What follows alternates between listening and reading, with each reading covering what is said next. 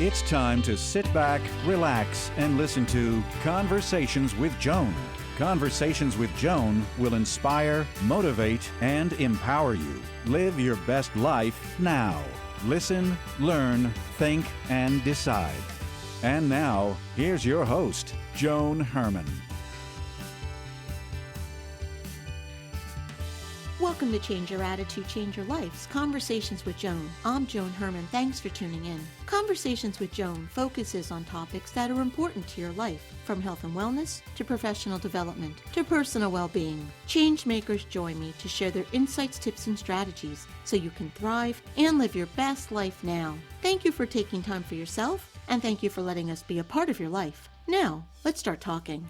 Most athletes dream about standing on the Olympic podium receiving their gold medal, but few ever have the opportunity to actually do so. Today's guest, Ashleigh Johnson, knows what it feels like to earn gold. Ashleigh is a two-time Olympic gold medalist and goalie of Team USA Water Polo. She was named the top goaltender of the Olympic Games, having stopped an astounding 80 of 124 shots. Ashleigh is a Princeton graduate who is passionate about using her Olympic platform to inspire other women to pursue their dreams in any field. Welcome, Ashleigh. Thank you so much for joining us. Thank you for having me, Joan. So, Ashleigh, let's start off by saying congratulations. What does it feel like to wear that gold medal around your neck? Thank you so much. I mean, it's heavy. It's like physically heavy, but it's awesome. The gold medal is a representation of all of the hard work over the past 5 years that our team has put into this, and all of the dreams that we've each carried for each other and the dreams of our family. So it's a welcome weight. It's really, really cool. When did you start playing water polo, and how did you even get interested in the sport? I started playing water polo when I was 9, and I started swimming with the swim team around the same time. I got interested in the sport actually because the swim team that our mom put us in, me and my 4 siblings, just happened to have water polo. And next to swimming, water polo was so much more fun and engaging and dynamic, and it just drew the attention of my whole family. Like, we all love the sport, and it's carried us forward to this day. Well, I can understand, being a little bit more engaging. My boys are swimmers, so I'm a swim mom, and I know what it's like to travel 2 hours to a swim meet to watch them swim for about 30 seconds. So there's a little bit more excitement for the family. Yeah, and also training for all of those hours to swim for the 30 seconds. And I was a 50 free competitor. I swam with 50 free, so my race was short and it was fun. And I actually loved training with swimming. I loved being in the pool, just swimming. Staring at the line was boring, but competing, I didn't really like being by myself on that block. The type of competition for me wasn't what it was right for me. I love being a part of a group. I love going towards a common goal with a team, and water polo just had everything that I loved. Ashleigh, when people who have big dreams share those dreams with other people, oftentimes there are those naysayers who try to discourage us from following through and going for the gold like you did. Were there people in your life who tried to discourage you from dreaming big?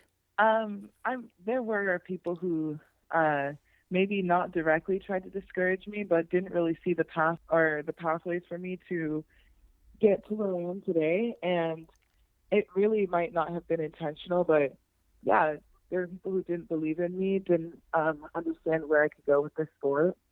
And I'm lucky because I had a lot more people who did believe in me and who did know how far this sport could take me, and that there were a lot of opportunities in here for me, and who encouraged me to continue playing when there were moments where maybe I wanted to give up, or it got really hard and it wasn't very clear for me personally where I was going with the sport. I'm lucky to have had such a solid support system. In addition to that external support system, how did you yourself keep yourself mentally strong? Because so much of success, no matter what you're looking to achieve, whether it be in sports, professionally, no matter what it is, so much of it is the way that we think. So how were you able to keep those negative influences, those thoughts outside of your mind so it didn't distract you or stop you? I'm a highly competitive person, so everything that I've done in the sport has been about how competitive I am and how much I want to win, how much I am willing to work to win. And not that I always do win. Like, part of being an athlete, part of being in sport is that you're going to fail a lot. But the best reward for me is getting to those points where I have success, whether that's getting a little bit faster in swimming, whether that's making one block, whether that's making a good pass, or developing a relationship with a new teammate. Like, all of those little wins add up, and it's just a really cool part of sport that it challenges you to grow and it challenges you to win. But I also love that I have fun every single time I'm in the water, every single time I'm playing. And I don't think that if I were not having fun with this, I would be able to do it for as long as I have, because I'm someone who's highly motivated by fun as well. Whatever I'm doing, I want to do it well, and I want to be having fun with it. Well, I think you just made two great key points. The first one is that the success that you've achieved, people think that you just go for that kill and people joke about being a 20-year overnight sensation, but it is those little wins, little win after little win, that do accumulate and add up to the big win. And the other thing that you said was the importance of having fun. So many of us do things that we don't enjoy, and then we wonder why we don't succeed at it. So I think those were two really great points that you made. Yeah, and there's parts of this whole process that aren't fun, right? But part of being a part of a team, too, is finding the fun in the hard and finding the fun in giving your best effort, and knowing that with the not fun part comes the fun. Like, there's always going to be something that's engaging and for you in the process. And now when I look back, there were a lot of hard parts. There were so many difficult times being a part of this team, being in this process, just training for the Olympics and in the pursuit of gold. But what I really remember and hold on to are the fun times that I had with my teammates, and the growth that I challenged myself to do, and that the sport challenged me to have, and that my teammates challenged me to do. You just mentioned when you look back. When you do look back, did you ever think that you would be where you are now? Do you pinch yourself all the time? I do. It's surreal, having set a goal so ambitious and having reached it. But we've had a plan. Like, our team has had a plan. Our coaches have had a plan for all of us.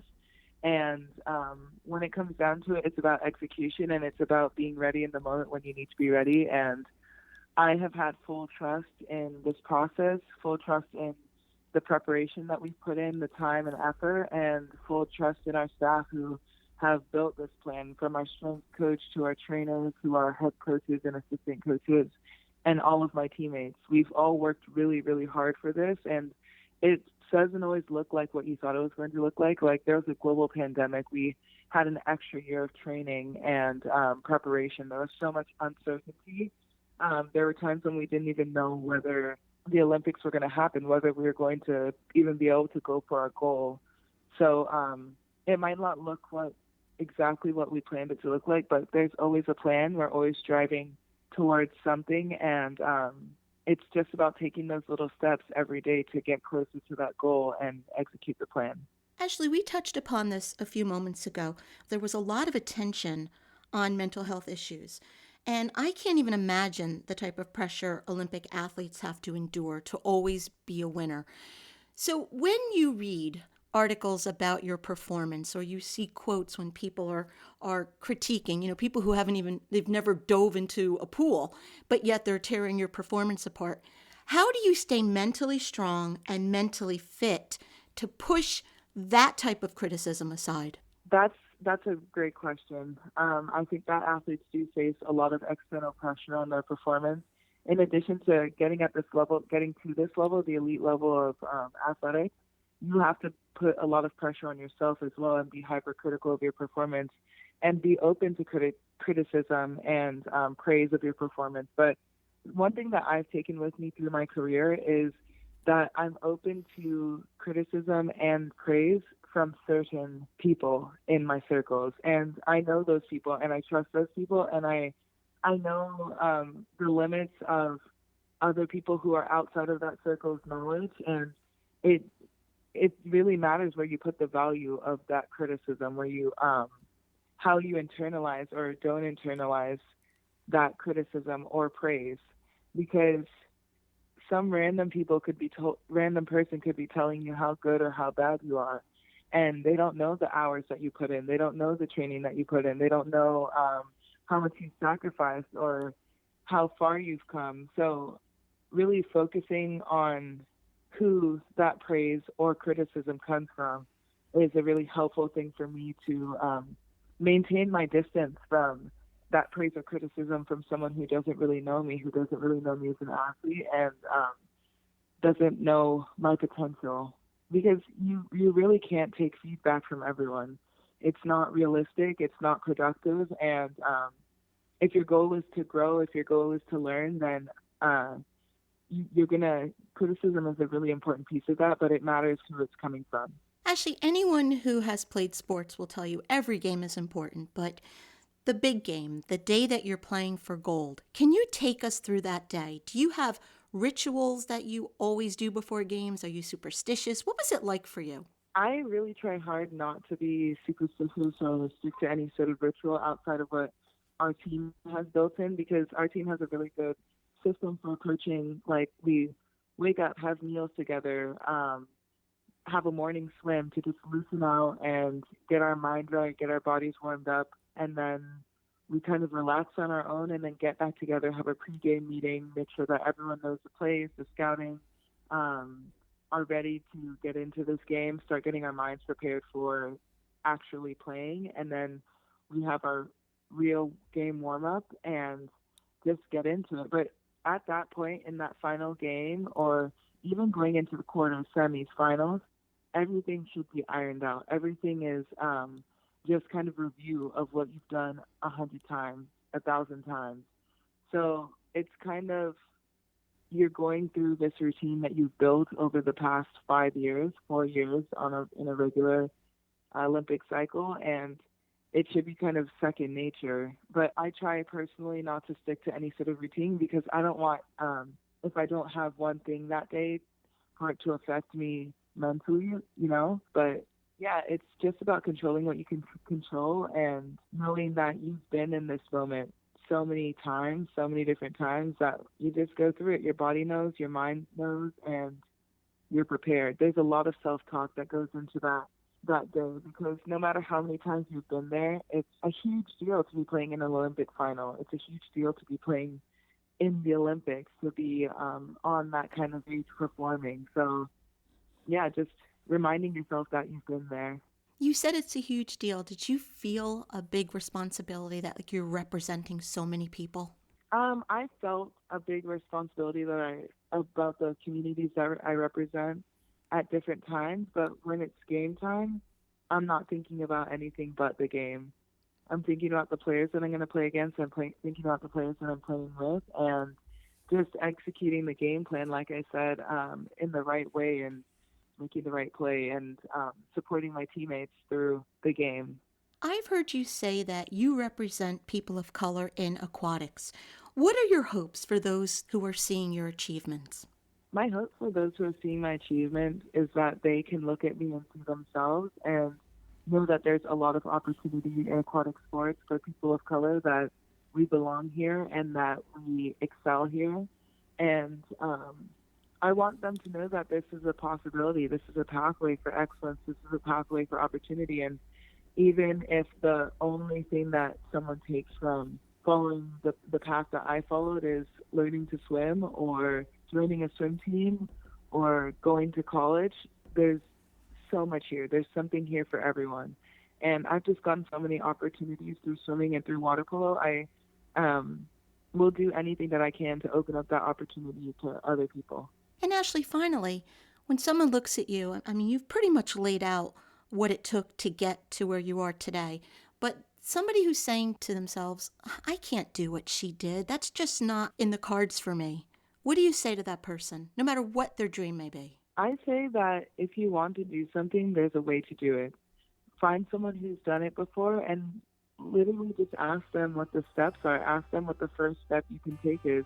If you take a big goal and you break it down into little steps, or like the hardest thing is figuring out what that first step is. So if you're envisioning the big picture, it might seem impossible, but if you believe in yourself and you have the right people supporting you, you can do anything. Ashleigh, thank you so much for spending this time with us. And again, congratulations. We are all so proud of you and your team. Thank you so much, Joan. Thank you for joining us. I hope you found the show informative. At Change Your Attitude, Change Your Life, we believe that knowledge is power. Take what you've learned, apply it, and live your best life now. Remember that the information provided is the opinion of our guest and should never replace the advice of a professional who knows your personal situation. If you'd like more information, visit our website, cyacyl.com. That stands for Change Your Attitude, Change Your Life. While on our site, listen to past shows on demand, read the digital magazine, sign up for our mailing list, and be sure to follow the show on social media. Until next time, this is Joan Herman. Thanks for tuning in.